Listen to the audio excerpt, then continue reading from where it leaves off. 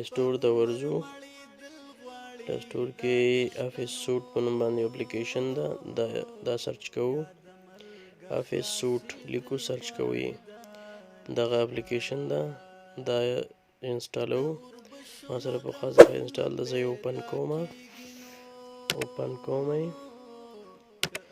دا مې خلاص شو. دې کې سپریډ شیټ اپلیکیشن دی. سپریډ شیټ دا ایکسل هغه دی، دا اوپن کوو. دلته دا جدول دی د ایکسل، په دې کې مونږه خانې برابرو ځان ته. نوم د پلار نوم، نیکه نوم، اساس نمبر، صنفي لیاقت، کورنۍ دنده، تحریري تقریري، دغه شیان پکې ترتیبوو. مثلا اول خانې ځان ته برابرو چې څو خانې زمونږه، څو کالمونو ته زمونږ ضرورت دی. تر دغې ساحې پورې زمونږه کالمونه دي. دلته مونږه لومړی د شمارې خانه جوړوو. دغه دوه خانې سره مرج کوو. دلته شماره لیکو، دا د شمارې دوه خانې سره مرج کوو، یوه خانه کوو یې چې غټه شي. ډیزاین ترتیبوو، سنټر ته یې راولو. دلته راځو، دا خانې دلته د پیژندنې لپاره دا خانې مرج کوو. پیژندنه، نوم د پلار نوم، دلته لیکو نوم، دلته د پلار نوم. د پیژندنې سره دوه خانې نورې هم یو ځای کوو، پاس مرج کوو یې چې مثلا نوم د پلار نوم، نیکه نوم، اساس نمبر. دا مرج شولې. دلته د اساس دلته نیکه نوم لیکو او دغلته د اساس نمبر لیکو. دا ولیکل شو. دې سره څنګ ته دا خانې چې دي، دا خانې مرج کوو چې یو سیستم کې راشي. هماغه سیستم باندې مرج کوو لکه پخوا چې نورې خانې مرج کړې. دلته لیکو تحریري، دا خانه مرج کوو. دلته لیکو تقریري، دا بله خانه مرج کوو. دلته لیکو کورنۍ دنده.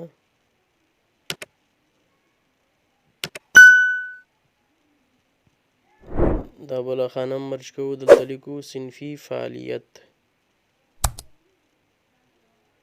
ډبل کلیک سره صنفي فعالیت لیکو. او د آخري خانه کې کتنې لیکو. کتنې مو ولیکو.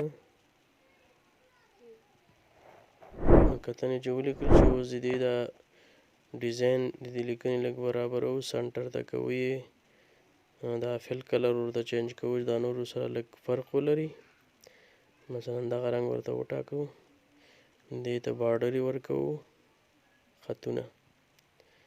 دا بارډر یې ورته ورکوو، دا بارډر یې ورکول شي. دلته بره سرلوحې لپاره سیستم جوړوو. دا مرج کوو، دا څلور خانې کالمونه. دا رو کې دلته مونږ لیکو نوم د افغانستان اسلامي امارت، او ورپسې همداسې دا خانې ورته ترتیبوو، مرج کوو دا ټولې خانې. دا چې کله مرج شي، دلته لیکو د افغانستان اسلامي امارت په لومړي کاله کې رو کې. په دویمه رو کې لیکو د پوهنې وزارت. په دریمه رو کې لیکو د ننګرهار ولایت د پوهنې ریاست. او په څلورمه رو کې لیکو که هر مدیریت مربوط تاسو یې د هغې مدیریت نوم ولیکئ. موږ د بهسود ولسوالۍ د پوهنې امریت. دا ترتیب شو. دغه لږ سایز غټوو ورته چې لږ باید دا لیکنه لږ غټه او برابر راشي. ترتیب یې لږ برابرو. سنټر ته کوئ. دلته اوس دې ته هغه ورکوو، بارډر یې ورکوو څومره شقه چې تاسو جوړوئ دغسې شقه. مثلا ترتیب شوه، ډیزاین شوه. دغې ځایونو کې د امارت او د معارف لوګوګانې ځای په ځای کوو.